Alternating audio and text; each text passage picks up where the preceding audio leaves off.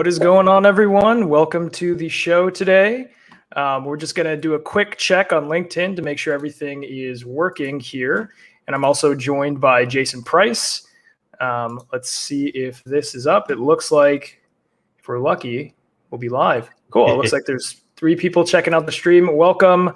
Good morning, good afternoon, good evening, wherever you're joining us in the world here. We will be getting started in a couple minutes, and we'll be talking about activating technology leadership within your organization. And specifically, if your organization is utilizing the Microsoft ecosystem of applications, this is going to be specifically relevant for you. We'll be covering the Power Platform and also talking about the other side, which is incredibly important, which is governance. And how do you sort of pull that together? And we'll be contextualizing that in a case study. It looks like we're live. So Jason, maybe if you want to say a couple words about yourself and the organization you represent. Yeah, hey, thank you so much. Managing partner of Seer Strategic Solutions. You'll hear more about us at the very end, but our focus is on the business user. So as these technologies enter these organizations and automation becomes kind of a real thing, how do you apply basic leadership principles to structure that creativity and then kind of put it to work? That's part of what we're discussing here today, the people side of it, as well as the process and of course the technology. I mean, that's the inciting incident, isn't it, Chad? Oh, absolutely. It's always that balancing act, right? It's like the technology is really cool. You certainly need to have a good understanding on use cases and how to apply it and how to set it up. But the other side is people, right? And how do you facilitate that change management and how do you put that governance scaffolding around it? So certainly agree with you. A little bit about myself real quick. I know we haven't done one of these live streams in a little bit, but it's refreshing to be back here. So my name is Chad Oda. We represent ChatMode, and we really focus on that technology piece of AI and automation, specifically in the Microsoft ecosystem. And as Jason has mentioned, we'll talk a little bit more about that towards the end of this presentation here. But let us take a look and see if we have some people migrating to the stream, and we'll go ahead and kick this off. Cool. It looks like we got a couple watchers here. So why don't we get started, Jason? Yeah, thank you. And as we mentioned, it's kind of the technology that incites this change within the organization. So I think we have to kind of take a step back and talk about the technology before we can get to the leadership. So perhaps you could then kind of hit the first point of our agenda here, which is tell us about the Microsoft Power Platform.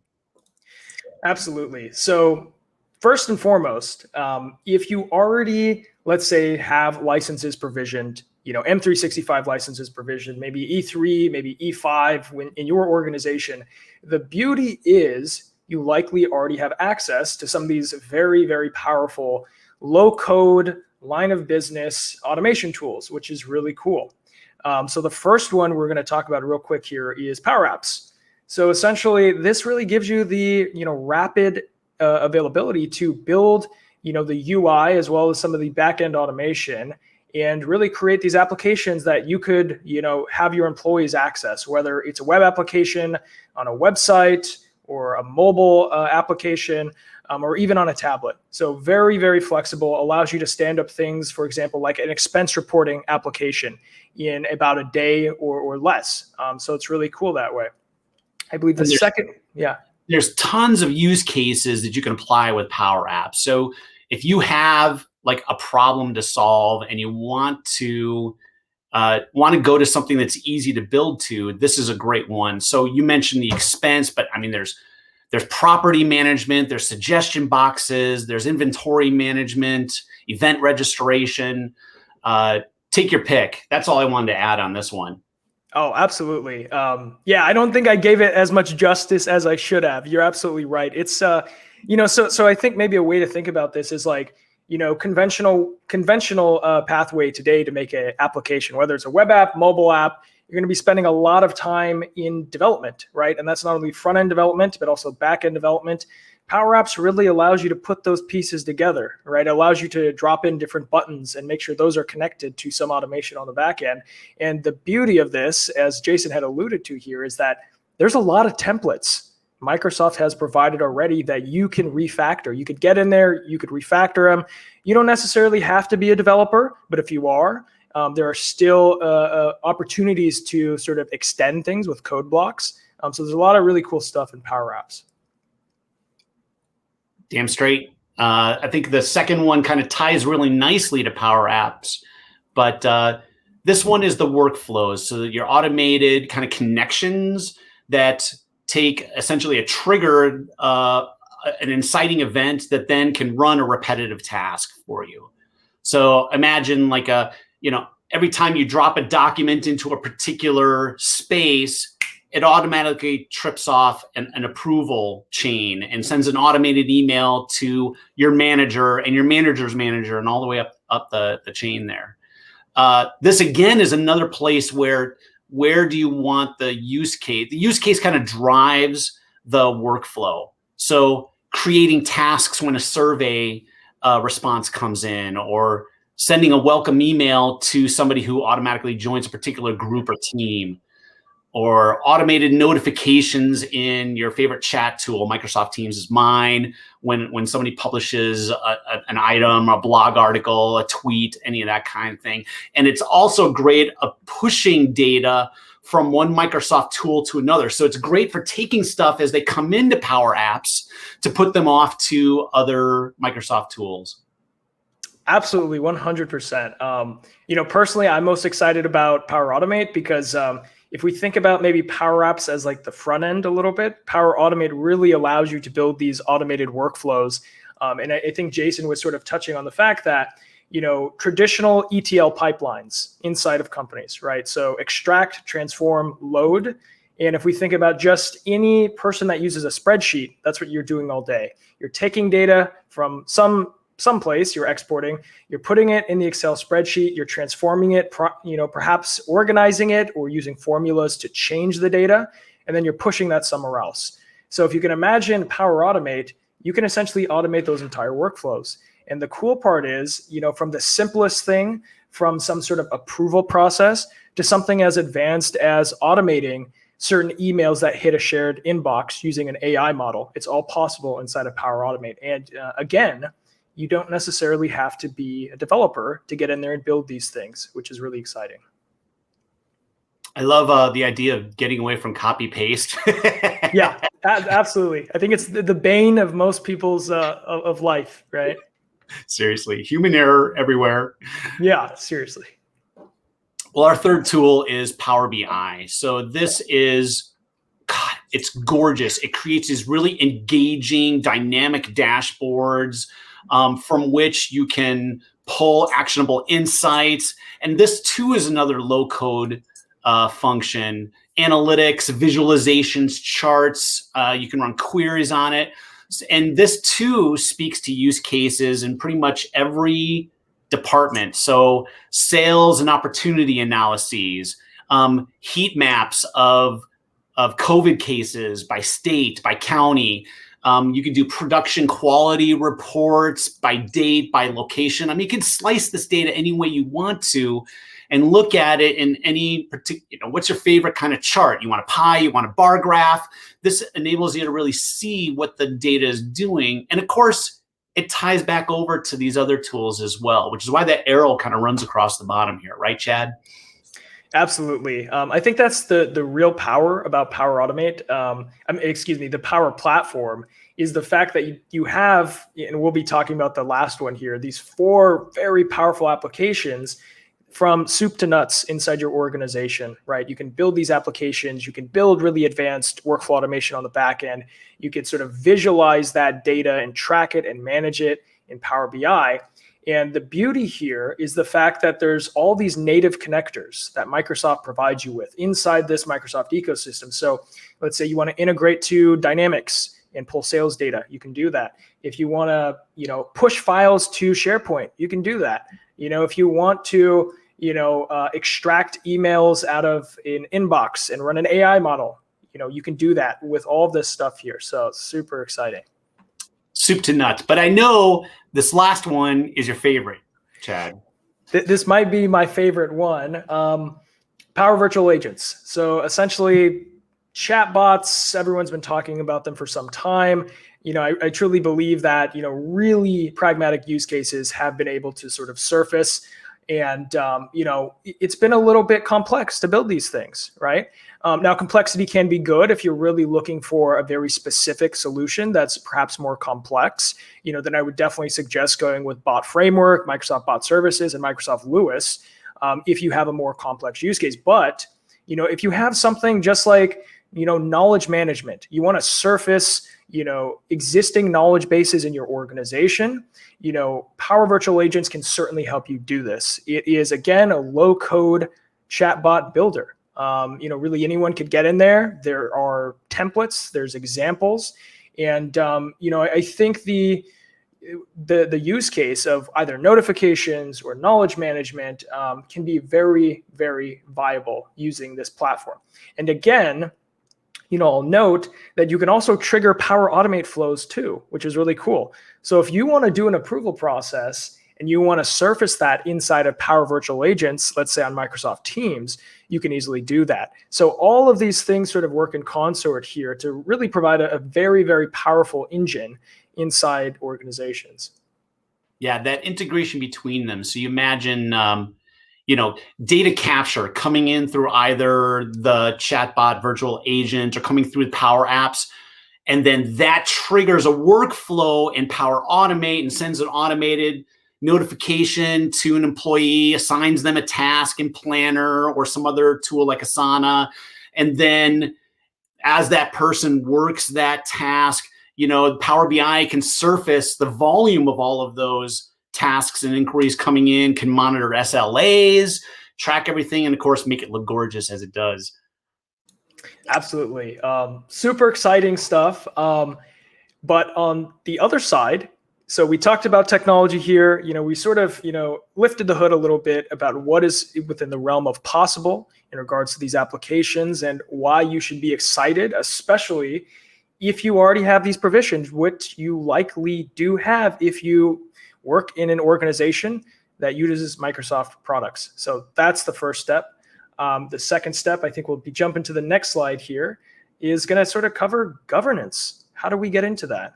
Yeah, so because these things are low code, it means the barrier to entry has been dropped. So now DevOps isn't the only one that has the power to actually do these things. We've democratized the ability for business users with a little bit of know-how. And by know-how, I mean, if you can write an Excel formula, you can probably write a lot of the low code that goes into these tools. So imagine you have like Johnny over in sales ops and you have Jessica over in finance, and they're all now have access to these tools and can start building them. But what do they see? There's probably a lack of support from on high or a lack of a vision around these tools to actually dictate to them the direction that they should take with them, what they should be working towards with them, and what they're trying to accomplish, the business outcomes of it all. And they're probably rigidly stuck into their box. So sales ops has its lanes of engagement and its restrictions that it can go with. And finance, of course, has theirs. So they're all kind of working together in the existing framework, which is built on kind of a legacy discipline, a legacy mindset. It isn't one that's flexible to them trying to build these solutions kind of ad hoc. And of course, you've got then their siloed attempts at innovating. So Johnny's off doing his thing and Jessica's off doing her thing, and they're not talking to each other and they're encountering the same problems as each other, and they're not learning from that. So the knowledge share isn't occurring between them, which just extends the time frame out for them to actually get to value. It also means that they will begin experimenting. So, they'll probably be duplicating efforts in a lot of ways. So they may have an app for the same essential function, but in their own space. And I have different environments cropping up and different applications dropping up and the workflows, and it all gets to be kind of a mess. that eventually has to be managed. If we keep going, of course, security is always a primary concern for the data, and exposing it in the wrong way or outside of the environment is going to drive any CISO mad. So how do you kind of contain all of that together? Also, as part of that vision that leadership should have for this. Then you have unbalanced control mechanisms. So the way governance may not even exist, or again, it may exist in kind of like pockets, but it's not unified, it's not applied, it's not supported, and it's not dynamic to the changes that Johnny and Jessica are encountering in their various spaces. So when somebody does finally see, oh my God, here's all these things all over the place, what's going on? Their tendency is, look, let's just shut the whole thing down, delete it all, clean it up, and kind of restart, which is the wrong thing to do. And you'll see how later on in this case study, these leaders in the organization actually resisted this tendency and ended up driving some great results from it. Undefined strategy, lack of priorities across these different business units, not unified, of course, just makes for more confusion. And then what you have is work overload on the part of Johnny and Jessica trying to do all of this. And of course, let's not forget our DevOps team that's trying to build to everybody's requests, which in the end, lack of value across the entire stream. So these are what we see occurring with people. You can find these in other additional case studies that are out there. How then do you create a unified approach that's going to address all of these challenges and also give you some direction to go forward? That's a great point, Jason. So also mentioned here, for everyone tuning in here, so whether, your organization is just looking at Power Platform today, or your organization has already deployed, some of these applications, perhaps in disparate departments, or you're very much looking to roll out a governance model, and have this degree of certainty. I think our presentation today will be valuable for all of those different stages of your organization. So even if you're not there today, this certainly is sort of a moving target that you can get to, and is quite feasible. And if you are here today, feel free to comment and add any additional challenges that you've come across. Maybe we can crowdsource a solution for you. And of course, your questions are welcome as well. So then Microsoft has recognized a lot of these challenges. And one of the ways that they have created a slew of solutions around this is to create what they call the Center of Excellence, the COE Starter Kit. So this is a collection of a bunch of different resources. It's an easy zip file you can download and stash away. All of these are designed to drive the adoption of this, both from the technology and from the people standpoint.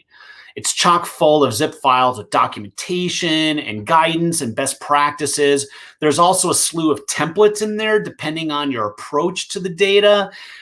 Tools, there's a dashboard. You're actually seeing an example of one of these dashboards right here. This is the archive score report. And if you look a little closely, you can see in here, it's got the age, like how long this app has been around, how many times it's been run, 0. So somebody's been kind of, basically that one, somebody's been kind of like playing with and trying to build out and probably didn't get much wear from it. So how do we take what is their creative impulse and actually help them manifest that and create an app that does drive some usage on the other side? So this tool is fascinating. And one company that really put it to use well has been identified in a Microsoft case study, and that is with ARM. You want to tell us more about it, Chad? Absolutely. So many people watching the stream, I'm sure, are very familiar with ARM. Very, very large semiconductor company, 8,500 employees. They've shipped over 190 billion chips. And within their organization, like many large enterprise organizations similar to ARM, they had Microsoft Power Platform deployed.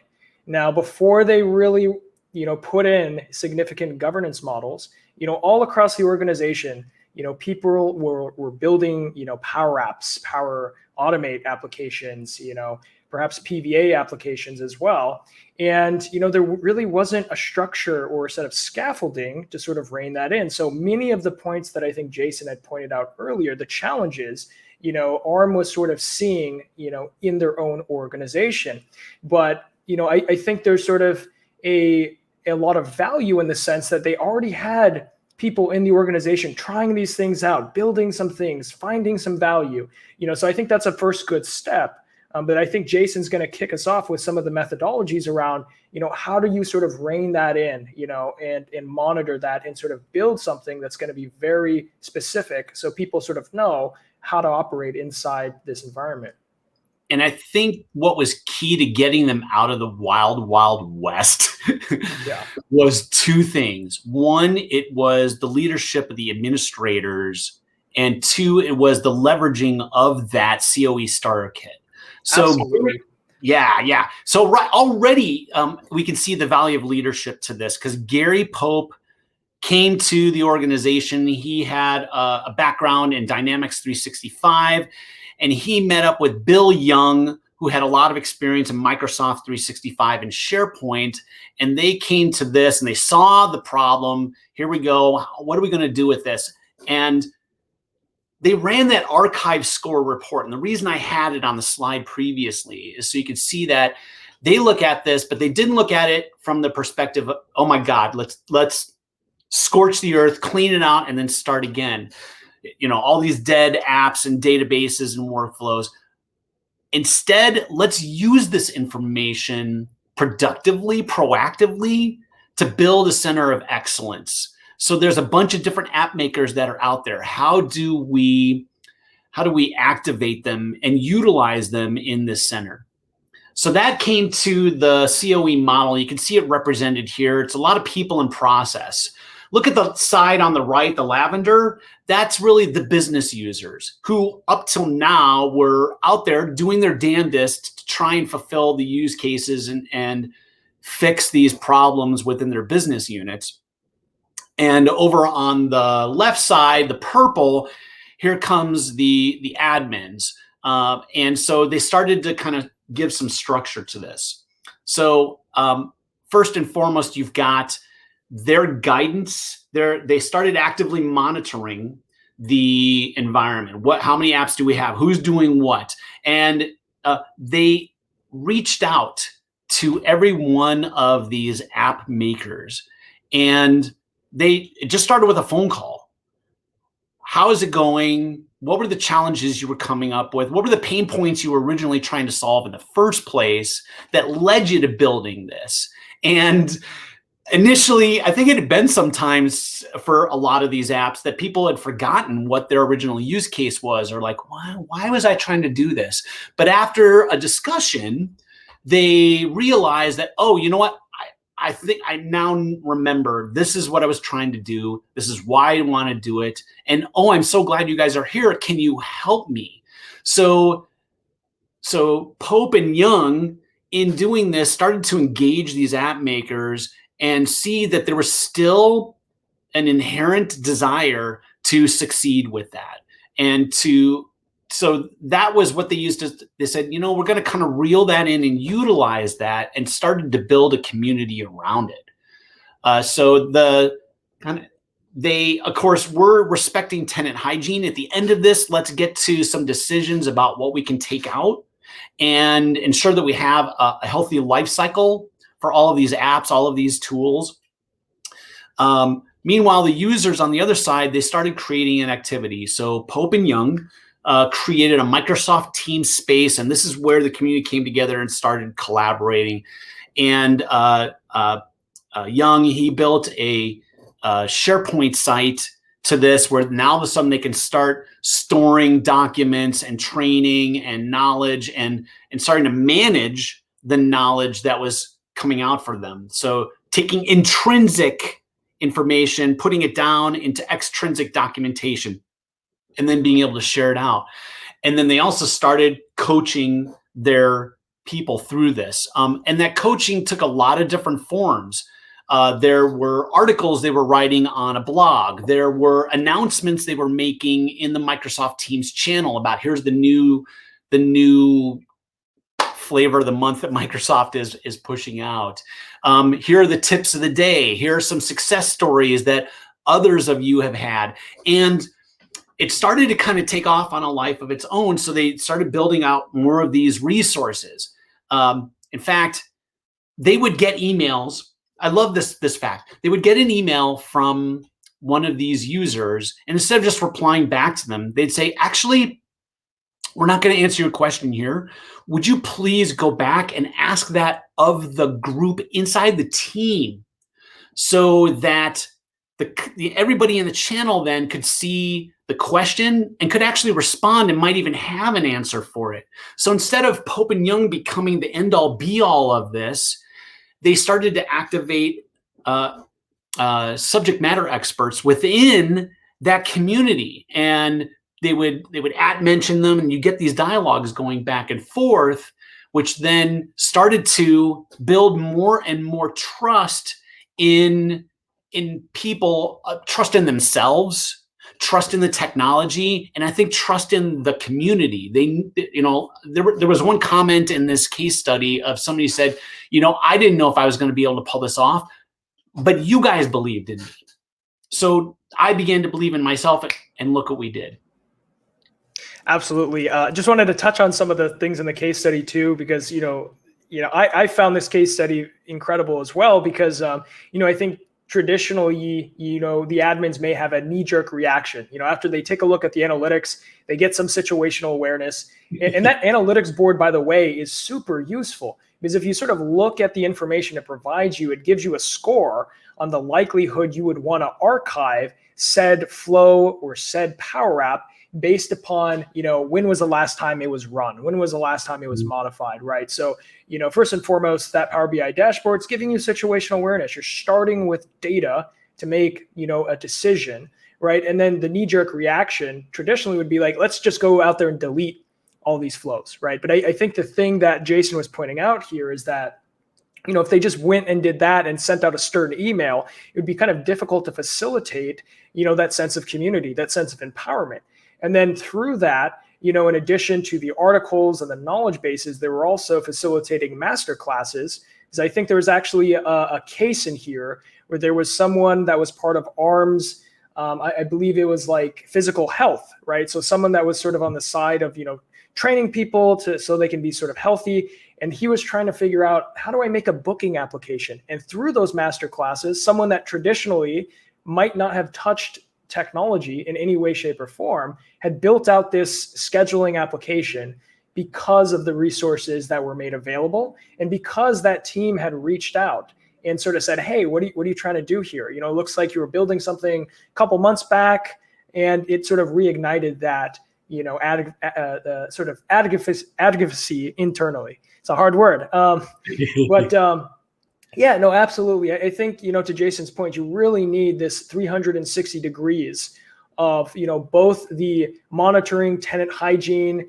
environment life cycle of when do you build these apps and when do you perhaps retire and archive them, but also community coaching and resourcing, which, sometimes tends to be kind of a nebulous topic or concept. And I think in this case, they've done a really good job to distill that down into something that's actionable and then begins to really involve people, which I think is really powerful here. And in the end, Pope and Young still accomplished what they were out to do. So they ended up creating a daily dashboard to look at all the usage of these apps. They reduced their environment load by 2/3. They reduced their apps because, of course, that duplication now had been recognized. People were starting to use the existing apps that were there. And they increased the number of app makers in the center by 22%. So this, I think, in the end, also reinforced the culture that ARM established of collaboration and innovation. And you can see it. It's actually, this group becomes a perfect poster child, if you will, of those corporate values. How did they structure this? So it's very key when you bring a center of excellence to light that you do provide some sort of structure. You don't want to, as Chad was pointing out, they weren't ones to kind of dictate from on top. They were ones to kind of recognize the latent leadership talent and skills inside each of these app makers. And that's what put the citizen developers kind of at the top of this structure. So they, of course, are going to want to know, what are the roles and responsibilities in here? What are the processes that are going on? They're the ones who, in the end, they're the ones you want to sustain and build and build their capabilities and skill sets outwards, because they're the creative arm of this. They're the ones actually fulfilling those use cases with these applications.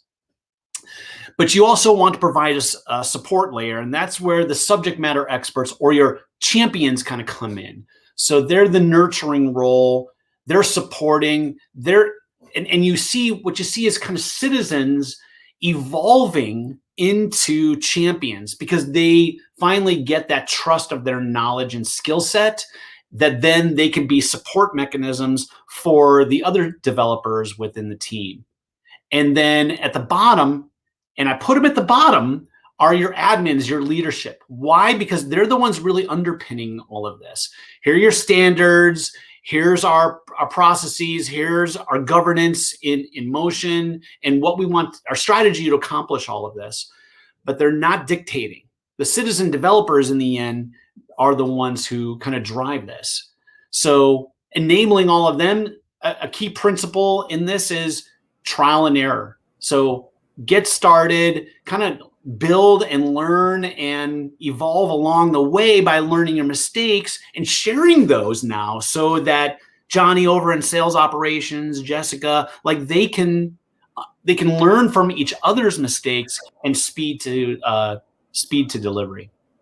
Absolutely. I think, one of the words here that really sticks out to me is nurturing. That seems to me almost like the key theme in regards to, how this, center of excellence is rolled out internally in ARM, right? It's one thing to direct people and say, hey, here's the resources here, but it's a totally separate thing to, get on a 10-minute call, sort of understand, hey, where are you at with this use case here? What's your interest? And, then sort of lead them to water, right? It's almost like teach a man or woman to fish type of analogy here. And, I think the beauty of the Center of Excellence, no matter if it's for, this solution here or other solutions, I think there's always the opportunity to turn people who already see opportunities and problems in their specific domain, in their department. But now I think the opportunity with low-code solutions, especially if you have that scaffolding of governance around it, is now you can turn that insight into action, which I think is very powerful, especially if you nurture that.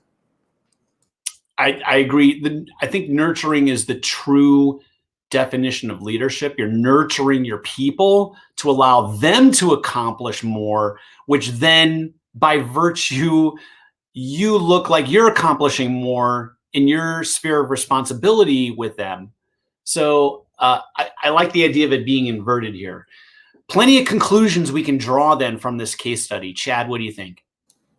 Absolutely. And I also want to point out, I see that we have 11, 12 viewers right now on the screen. So thank you so much for tuning in. And if you certainly have any questions, feel free to post them down in the chat, and we will do our best to get to them here.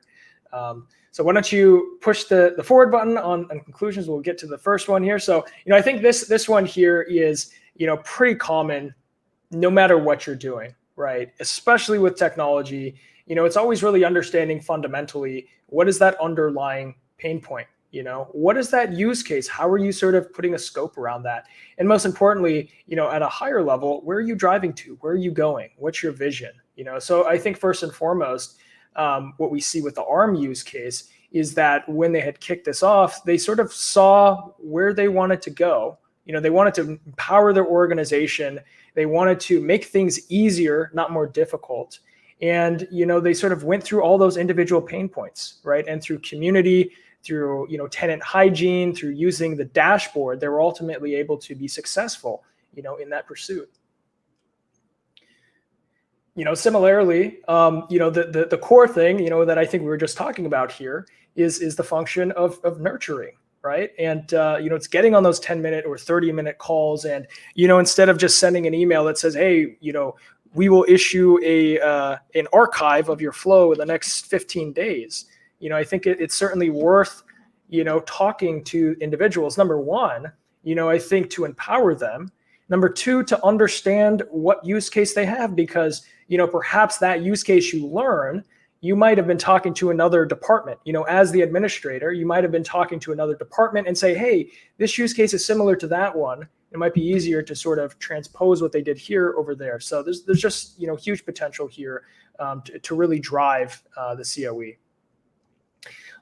And this again goes back to the same point, right? It's if we can have that personal touch and we can extract that information and we can proliferate that amongst the organization in a way where not only we have knowledge bases, but in this case study here, we saw they were leveraging Microsoft Teams. They had a channel. So anytime someone had a question or they had a problem, or perhaps they discovered something, that would be shared amongst everyone.